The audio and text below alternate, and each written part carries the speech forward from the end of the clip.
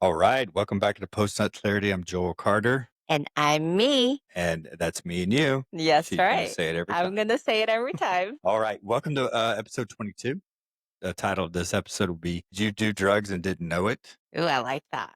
I like it too. Uh, Now, we're going to dive in though, but first, let's do our fun fact. Okay. So, dopamine, everybody knows about it a little bit, right? It's the same chemical in your brain that releases when you do cocaine. Ooh, Also sparked during new love or risky attachments. So that's were how you you get the in high. love or were you high? Probably high most of the time. In love or high? That's an Mm, interesting concept. I like that. So we're going to talk about the chemistry in our brains and what it does to us when we first meet someone and we get, feel like it's chemistry or connection. We don't really know. We're kind of being tricked, I think. What Yeah, do you, I think so. I mean, we most of the time our brains trick us, like that feeling of high, that euphoria feeling, that dopamine high, and we think that we're in love when we're actually not in love. yeah. And it's funny. We're talking about this dopamine hit. I think you mentioned it the other day, something about rats, a fun fact about rats Mm-hmm. and how they will go and drink from this water that's laced with cocaine and drink it until they die. The funny thing about that study from the 1960s, and this is where they based the whole movement against drugs from the Dare moment. Mm-hmm. They isolated the rats into small little boxes, basically little cages, Yeah. and they had food in there, but then all they had was the water laced with cocaine, and they had normal water next to it. But the rat had nothing to do. So they actually recreated this study later. And what they found was if they increased the size of the cage, they built up basically a room Mm-hmm. representing like the size of the United States or a country, put other rats in there and gave them activities like a spinning wheel and things to run over Mm-hmm. and toys, things to tear up, paper to create a nest. The rats would build things and almost have like a social life where they weren't isolated to just doing drugs and getting that dopamine hit, but yet no rats died in the second study. Years later, they would go partake in that. So they would get the dopamine hit every once in a while, but they wouldn't do it until they died. So in reality, I think if you tie this to a relationship, isolation, having one person where you don't have a social group outside of it, friends or, um, a successful job or something that brings you joy Because you're other bored. than that one person, when you make your whole life circled around a person because of how they make you feel, you will be so attached and it's just dopamine hits, you know, And you're bored. and you're bored. And why did those rats go to the infected drug water? They had nothing else to do. They They had had no nothing other else to do. focus in their life. But they just They had no personal growth. They couldn't produce anything. They weren't acting as a rat. right, They were in prison, basically. right. And so, you think about relationships in that way. Are we imprisoning ourselves with the wrong person and we just continue to go deeper and deeper? And Yeah. we'll dive deep into that Oh, actually. I love Yeah. it. All right. You want to hit the So let's segments? let's talk about the segments. We're gonna talk about you never loved them. We're also gonna talk about high on potential, addicted to pain. We're gonna talk about rewriting a story that never existed and you can be that again. You can be you again and closure is self-inflicted. So let's go back to segment 1. All right. Okay, you never loved them. Okay. You weren't in love. You were in an identity euphoria. So let's talk about soulmate versus you are my mirror. That's a great question because if you think about it, it's not necessarily the person that you loved, right? I Hmm. mean, you think that's what it is, but you loved how they made you feel. It's the version of you that Hmm. that gave you the chemical dopamine hits, and you turned into the person that how you felt, and you attached that feeling to that person, and that's kind of a mirror effect. I think if you could come to like a realization that you do that, you will have successful relationships. But if you don't truly understand, it's not about one individual person because I don't believe in soulmates. You don't? I I don't. do. I don't think there's a type of person, a version of a human being that you want to be around, and personality traits that you are attracted to and that you enjoy because it doesn't bring you hurt or pain. It gives you joy and So I happiness. think that's the mirror effect to me. When you mirror, so for me, soulmate versus the mirror is kind of like pretending. You're pretending to be this person. And because of how you grew up, say that you grew up in trauma or you grew up in neglect or you grew up being beaten, what do you do? What do you find? You Right. find people that will help you, I guess, find closure in that trauma or whatever it is. And you find people of that same trauma that you have gone through. So if you were in some type of trauma based relationship, you continue to go find that bad person that beats you or somebody that treats you like crap and you stay because that's what you know. And for soulmate, I do believe in soulmates. I mean, we talked to a couple the other day at Mahoney's and they said, oh my gosh, I knew within, I don't know, like 3 dates or something. I forgot what she said, but she's like, I know he's my soulmate. I mean, I think when people truly feel it within moments, I think maybe we need to follow that moment. Yeah, but you're looking for confirmation bias, I Uh huh. believe, when you actually say soulmate. It's just you're saying it in that environment because I have said that before. Oh, you have? I've said it twice in my life that I found my Really? soulmate. I don't think I've ever said it. And I'm not with those people anymore. So did I have two soulmates? No, maybe you thought. It's the last person that you end up with, and the one that lasts, the last relationship you'll have is the last relationship that you'll have. But you said soulmate. You said they were soulmate. Yes, Did but you actually believe that they were your soulmate or did you feel it and you thought that they were soulmate because the way they made you feel? I think back in the day when you're young, you attach words that are big and untangible to a person's personality and you identify it as a soulmate Right. versus the reality is this person made you feel this certain way. They made you feel loved. They made you feel all these things. And it's who you are because you can have like a girl best friend that makes you feel better than a relationship. Right. People go to church to feel that same thing and they attach the the spiritual aspect to it. They do that with concerts. They do and it's living in the moment. It's like whenever you identify, you're looking for the confirmation that that's your soulmate because it's how they make you feel. So they're really not your soulmate.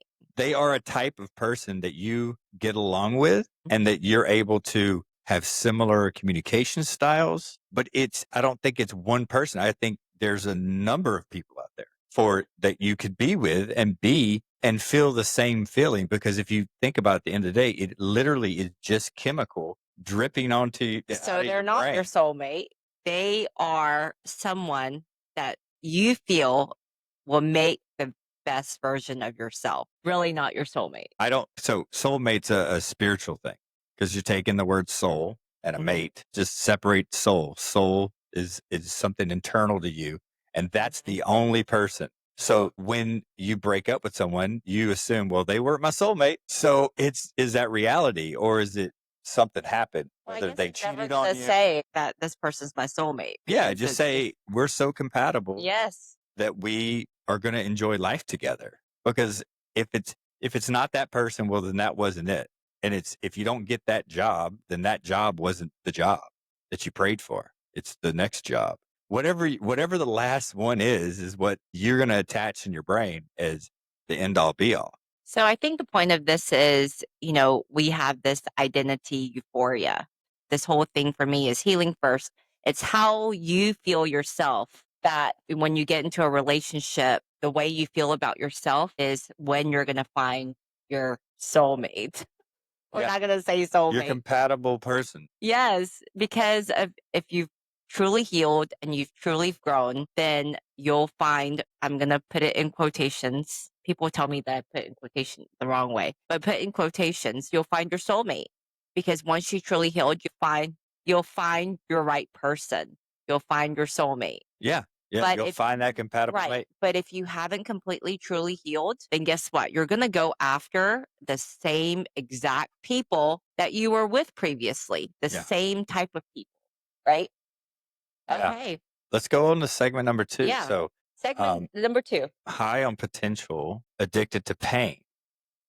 Mhm. So, we don't fall for people. We fall for the potential they represent and how they make us feel. So Right. we're unlocking that and Right. it is emotional gamble that they will never hurt you. So the expectation is, you're just gambling when you get into a relationship and it's the unknown, right? It's a part of you that gives over I'm going to let you into my heart. I'm going to let you into my safe space. Mhm. And it is a gamble every single time. It It is. is It because is. there's no guarantee. I think a lot of times when we do this, and I've done this where I felt close to somebody and I know I can feel it. I can feel me getting closer and having more feelings for that person. And then guess what I do? I push back and I will pull away. Yeah, It's not that I do it on purpose, but subconsciously I pull away. And I think honestly, it's because I'm scared. I'm scared of what might happen and I shouldn't feel like that because love is a gamble. it is. It is a gamble. And when you feel like you're going to get close and you've been hurt in your past relationships or whatever trauma that you had in your life, that you're scared of that. And so you subconsciously pull away from them. Do. And I heard this on a little video, and people may remember it. It's pretty viral. Love is the dumbest thing we do because we know it will end. Right. Everything we love in this world is going to go away. People, it doesn't last. Our children, our parents, our Right. possessions, friendships, they're all going to fade. But the beautiful part is we still choose it knowing that it's a finite time frame. And that's what makes us human Yeah. is that we are able to know that it will end, but yet we still choose it every single day. We wake up and we love our kids and we love our parents and we love our person. But it's dumb because what car would you get if like you knew, which a car will die too, but like if there was like, you know, the potential of losing something is scary to a lot of people. Well, I mean, I think for a lot of people out there, they do the same thing as I do. I'm learning from it. So that's a good thing. But one of the things that I wanted to talk about is why is it that the best sex often comes from the worst relationships? I mean, I think this is gonna be a good topic to talk about because I can't relate to that why? because okay, it's very contrary to popular belief, men do have emotions. Uh-huh. And I can't have sex with someone I'm not emotionally attached to or emotionally bonded to in some way. That's great. Have I ever, when I was younger, had one night stands and different Oh things? yeah. Yes. But there was like a chemistry there. Those things happen. You were attracted to them. There's We no were both attracted to each other. It makes a difference in that. But like when it comes down to a relationship, like I can't be in a relationship. I can't understand people that fake relationships for a monetary reason or a social reason or any of those things. If someone makes me mad, I can't stand to be around them. I Mhm. cannot fake it. So what It just about won't happen. so let's talk about sex after an argument or a disagreement or something like that. Why do people do that? Why do they say, let's fuck? Like literally makeup sex is a thing. Yeah, I mean it is a thing and Does it help truly heal or fix a couple whenever they're doing makeup sex? Well, I'm doing this again. I guess if that's their MO and they haven't worked through the issue, then no, it's just a Band-Aid. Right. I really truly believe makeup sex is a band-aid. They don't want to talk about it and they just use their Right. frustration into having sex. Right. And then what? It's healed. Everybody's happy because we have that dopamine hit and we just put a band-aid on it. But Yeah. the issue will still be there. And the next time it comes around, the same situation happens and we'll have makeup sex again. And then the relationship is ruined because we never talked about it. And you're ignoring the lows when you're addicted to the highs. And if you Right. know what those what triggers the high in a relationship, you're gonna do the rat thing. You're gonna Yeah. go and enjoy the high. Having sex and temporarily getting rid of the pain, Yeah. temporarily, like a drug. And then what happens when the drug is over with? When you're off the high. You fall back into the low. Yep. Or you get post nut clarity with some guys Yeah. where they go back and they're just as they nothing changed. Have you ever I can ask you this because I'm wondering if it happens for girls. You're using this one of the chemicals in your body that is like, okay, I am horny. The horny chemical, whatever that Mhm. is. Um and you're one way and you're super sweet and you're sexual in all these Mhm. ways and you say the things that you want to say Mhm. to get someone that you're a partner with to be intimate. Mm. And then as soon as you're done, you're just right back to normal. Like you're not having the conversations you were having before. Like I'm talking like the day before or the morning of. And I've experienced that in relationships where they're super touchy feely, huggy. And I'm like, oh, I love this version of that person. They're making me feel this certain way. We Mhm. have sex. And then it's like, okay, I got to go. Like I'm going to the store or I'm going to go hang out with my girlfriends. And it's Mhm. like, have you experienced that internally to yourself? Because I know I have Yeah. in my, feeling toward. Yeah. I think when that happens in your relationship or your marriage, you have a physical need. Men have a physical need of wanting to have sex, wanting to be intimate in that moment. But once that feeling of no connection, the connection's not there anymore, or they hurt you in some way emotionally, that feeling is, you know, gone. Sex is just a physical thing. It's a dopamine high that we're getting. And then afterwards, I'm like, don't touch me. Yeah, because I don't want now to. your clarity, you have your Yes. post nut clarity, and now you're back to it's the same dang person. Yes. And do I want to be, I don't want to be touched. I don't want to be cuddled. I want to not be in the house. Yeah. I don't want any of that. But I know I'm probably going to get crap for this, but I wanted sex. I wanted to get off. Mark is a clip. I wanted to get off. But then the feeling of wanting to be around that person and having to cuddle or doing kisses afterwards and hanging out with them was not on my mind. I was like, this is it. Like, let's just do this thing Yeah. and get it over with, type of thing. And then you get yours, I get mine, and we're done. Yeah. And I That's think, that's because the connection was cut off. yeah, and you were just falling into the physical. And the physical is internal. It's your own desire, the needs. It's Mm-hmm. I'm like looking out for yourself.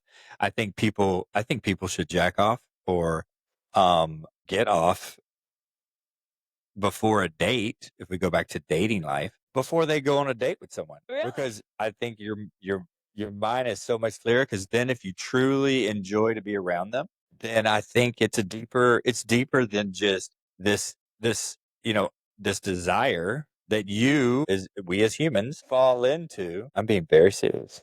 Now you're being serious, but this is funny. Now, Okay. if you don't want that clarity and you just want to go have fun, then don't, guys and girls, do not get off the morning of a date, even though let's say the potential is not even there. You're not even thinking like, oh, I'm going to go sleep with them on this date because it's the first date.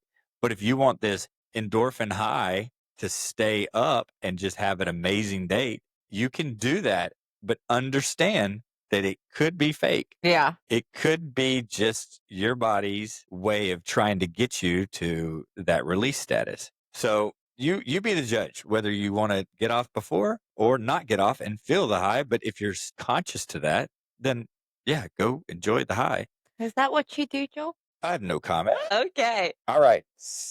Let's move on to segment 3. Okay. Rewriting a story that never existed. Make sure you keep your mic and you look at me in the camera. Tell you Fine. like God. Fine, but I like looking at I you know, but sometimes. when you do that, Sometimes. your voice does this. You hear the Okay, difference. fine. All right. Stop. Only look at me when you're not speaking. Fine. You didn't lose the one, you lost the story you built around them. Stop grieving the fiction. Ooh, that is so true. So were they different in the beginning, or did you ignore the red flags in the beginning? Well, you're in the honeymoon stage, right? You're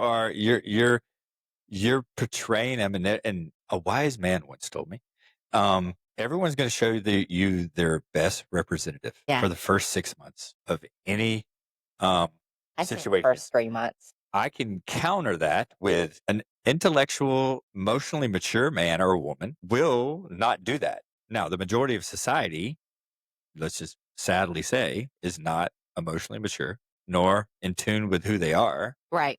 and understand that, nope, I'm going to show my true self, which I know you've mentioned this and I would agree with you. You know, us being friends, like you are you, me.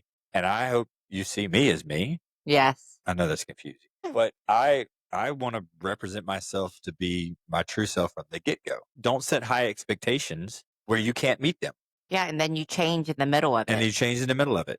Yes. Don't promise things that you cannot handle or actually produce. I think, We're gonna do a whole show on that later. for me, you and I have been friends for a little over 5 months, and I'm sure you've seen the real side of me because I have not changed one bit. Not at all. Not at all. I'm still the same person. And I really want people to understand that, yes, in the beginning, it's the honeymoon phase. Why am I doing this so much today? I don't know. So, I was honey, doing this the other show. okay, well, we can just do this and do this. Honeymoon phase, everybody wants to impress somebody. But when you end that honeymoon phase and you bring out your true self, that relationship's not going to work. You need to be who you are at the very beginning of how you are. If you are this patient person, continue to be patient. If you are this wildly, like sexually aggressive, not aggressive, we're not going to say aggressive, but you're this, hyperactive sexual person, bring that out at the beginning and say, hey, this is who I am. Yeah. Or if you're a polygamist and you're like, "Oh, I want to invite multiple people into our relationship." You better bring that out at the very beginning. Don't bring it out 6 months later. Right. Everybody needs to be completely honest with themselves and know your true self and let your true self be around that person. I don't want to be around somebody, or I don't want a relationship with somebody that I cannot be my true self around. Yeah. I am this funny, like, sexual person, and I have to let my partner know this is what I want in a relationship at the very not at the very beginning, but once, they need to know who you actually are. And if you are afraid to be your true self around them, they're not your true person. No, I agree. You have to be your true self around that person, because if you fake it, guess what? You're going to fake it through the whole entire marriage or relationship, and you're going to be miserable. And that's what I've done in my previous relationships. I faked it because I was afraid of what they would think of me. And now I'm like, I want happiness. I want true happiness, and I'm going to be my true self, and I'm going to be completely honest with them and let them know exactly who I am. I am me. I'm me. Did you get that? I'm me. This is hard for me to talk about, but I gotta say it. What? People, I don't know. It's whenever you fall into this pattern of faking who you are for a period of time, does nobody a service. It's just a full disservice to who you are because you're denying the real you. Right. And you're also manipulating someone else into falling for you or thinking that's the version that they're going to receive all the time. And it really does tie back to the healing process.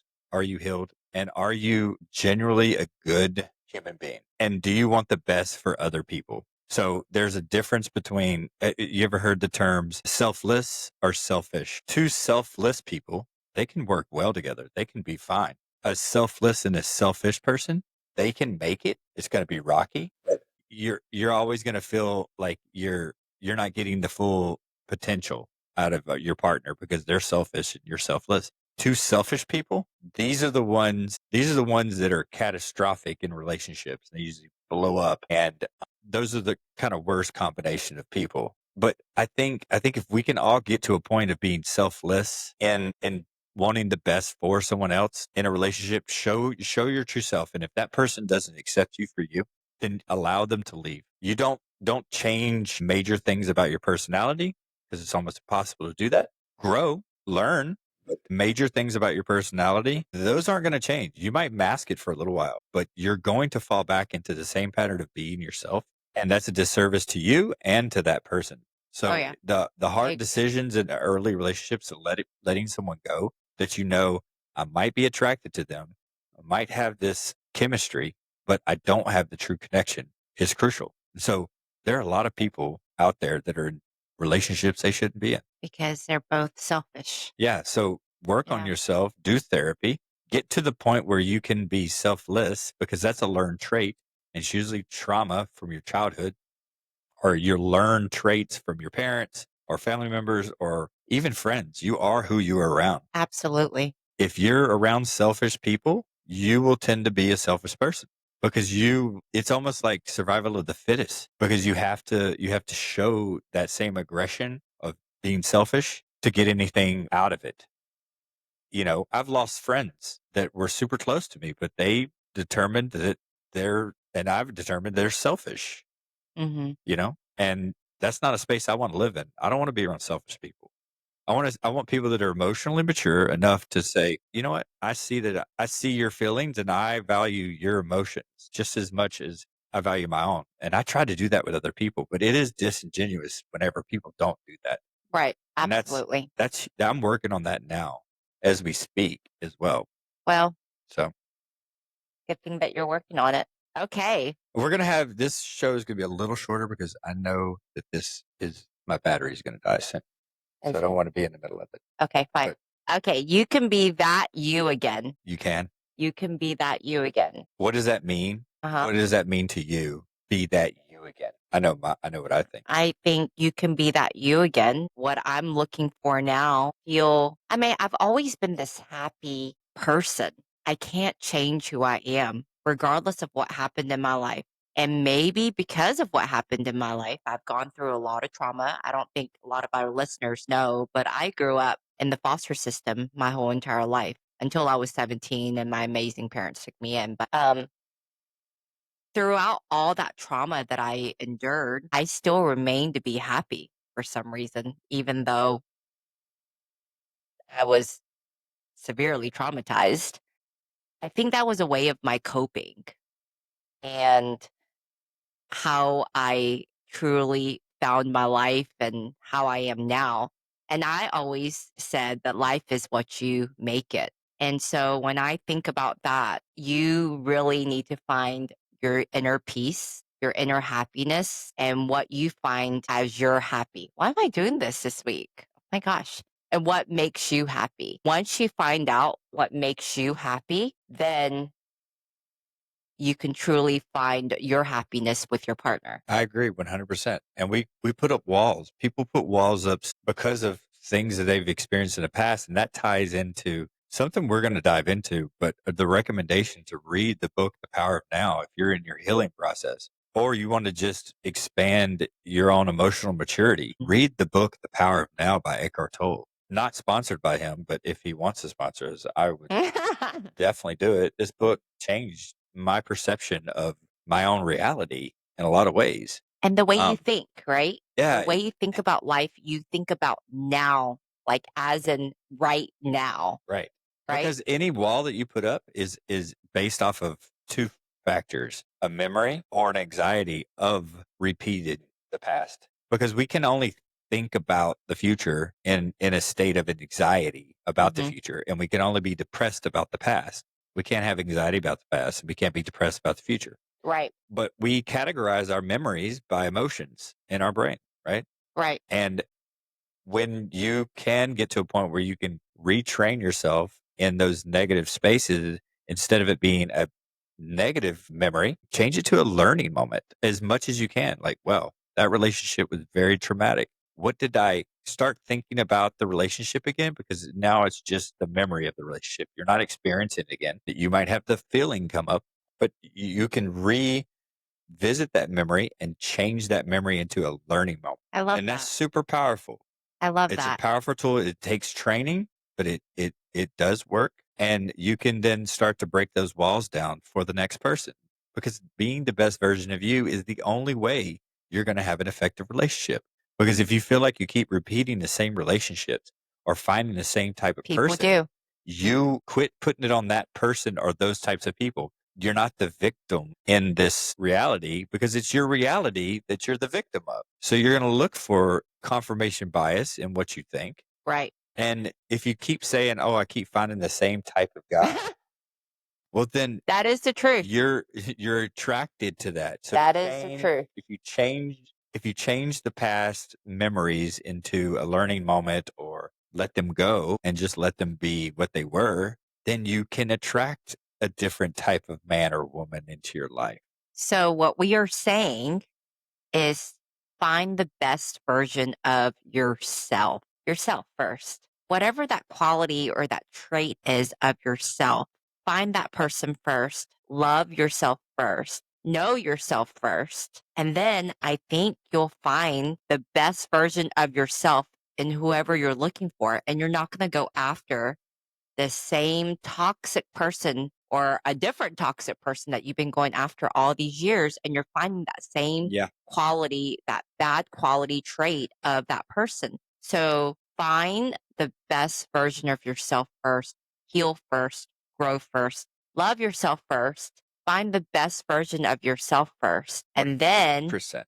go out and find the best version of them. You'll attract that right type of person. You will. Law of attraction. Right. Law of attraction. Absolutely. Just like a drug addict has to take self evaluation of their life to Yeah. want to not be. Do you think someone who does heroin is like, oh, I'm so excited about this? Like, no, No, they're just attracted and they are says we are addicted to the feeling that other people give us. they're addicted to And that it can be a feeling negative feeling that you're addicted to. And it you have to recognize that. and they can't quit for that feeling until they actually really want to quit. Exactly. I mean, focus in on tools that societies put forth, books, therapy, Mhm. group circles, whatever, friend groups, meeting quality people. If you're the smartest person in the room, you're in the wrong room. If you're the whatever else those statements are, whatever, if you're at the top of it,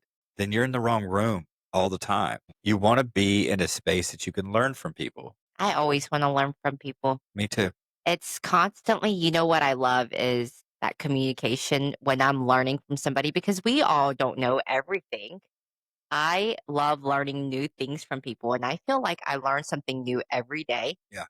And, one of the things that I really like about Joel, I'm just going to say this right now because you're my friend, is I love learning new things from him. There's comments that he says that I didn't even know, and I'm learning things from him. And that's one of the best qualities about him. I'm not going to say your good looks because, you're just my friend. But the best quality about him is the knowledge that he has in history or knowledge that he has in everyday life that I had no clue about. So Well, thank you. It's a kudos to very nice you. compliment. Kudos to you for teaching me new things. Very And nice. I would have never started The Power of Now again, which I did read, but to start over again and really listening to it and really diving deep into it and really understanding it, the meaning of it came from Joel. So if y'all want to know the power of living in the moment right now and not stressing about later, read that book because it will really, really help you. Love that.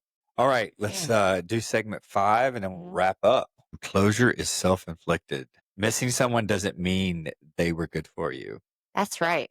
You don't need closure. You need better boundaries. Yeah, missing someone doesn't mean that they were good for you. I No. mean, you know what? I can't say I've missed anybody Well, because I haven't. I it's mean, I've missed my mom, but that's my mom. And I miss my kids when they're not with me. But I've never missed a man like after they left. Like, I've had one person that broke up with me. Why am I doing this again? And honestly, like at the moment, like even after we didn't talk for a while, I didn't feel that. Like I don't know if something's wrong with me. we should have him on the show. We should have him on the show sometime. The one person that broke up with me my whole entire life. Can you believe that? I don't understand it. Yeah, I don't understand it either. He was missing out. That's what I'm saying. But I didn't feel that missing. Like I didn't like it's weird that I didn't miss him. But Yeah. why do we miss people that treat us like crap? Well, What was the feeling? there's 2 ways of this. Closure is generally whenever you feel like you didn't do the wrong, but yet you were just blindsided. Whether they Mhm. did something wrong and you need closure of why did they do that? Yeah, They did it because you can't control anyone else's actions. right. And they did it because that's who they are. They didn't do it because of you. It's usually started because of their own. There's always one person that starts something in a relationship Mhm. to go downhill, whether it's breaking trust, whether it's verbal abuse, mental abuse, physical abuse, things that just kind of turn someone like the way you look, the way you see them. Ri And then at that point, you're like, if it ends and it's not, and you were willing to still work on it, you want to know why. And that's self inflicted. It's Okay. part of the ego. So the ego wants to reconcile why wasn't I chosen? Why wasn't I good enough? Why wasn't I all these things? Because we do love ourselves regardless. Right. Everyone pretty much loves himself more. And they're like, wait, I am good enough. I am all these things. What changed from their perspective of you? What's their reality? And Mhm. to reconcile that is just a part of our ego. Maybe So I should ask him. you don't need that. Maybe I should ask that No, one guy. no, this is the deal. You don't need closure. It's self I'm inflicted. kidding. It's like self inflicted I'm pain. kidding. So why you didn't lose them, you lost the best version of yourself. Yeah. Yeah. You lost how they made you feel and you want to get that back. Sometimes you got to sit in it and understand that you can't control their actions, Right. nor you can't win them back. You just have to let them go. And if you still feel the love for them, the best thing to do is let them go and let them go find themselves. And if they're a wise person, they're going to reflect on a relationship, and then who knows, it could come back around or whatever. But don't bank on that Right. because life is not. You can't determine what's going to happen in the future. You cannot. People that want to control people's actions in a relationship, they're Or looking fix them. or fix them. They're looking for you're gonna end a tragedy because that person's still gonna do what they want to do. If they're disrespectful, they're gonna disrespect you. They just may do it at a different time. Right. If they're not willing to grow and learn, then it's just not gonna work. Right. All right, we better wrap it up. Okay, This let's phone's wrap it about to up. die. All right, guys. Thank y'all so much for joining us. And again, like the call to action, follow us, share us. If you like anything we're saying or just like to look at us, I mean, I am not pretty. bad. I'm pretty. We're not bad to look at. I mean, I am, Well, I am pretty confident. my metabolic age Oh is gosh. 28 to 34. Well, I'm gonna say I look like I'm 29, and people will agree with me or disagree with y'all. Y'all just make your decisions. But thank Also, y'all so much for listening. yeah. And also, I'd like to take a poll on my hair. Should I keep growing it out or cut it? And the second poll is, should I wear a cowboy hat? Oh my. I got some comments on the cowboy hat. I got some Okay. really Okay. handsome ones. Great. We have some women I comment. know. I love that. We'll Any see. men comment on me? All right. Well, I'm kidding. follow us on Spotify, Apple, wherever you get your podcasts, and share and like all of our comments, please. That would be great. If you don't, Support us. we'll chase you down. We will pester you. No, don't do that. We have some great ideas for the next episodes coming up. We might have a special guest coming up soon on the next episode. It's gonna be very interesting. Very We'll spicy. put out a teaser little video before we do the episode. We're just still working out the details on when it's gonna happen. So we're excited for that. Okay. But thank y'all for joining us. Until next time.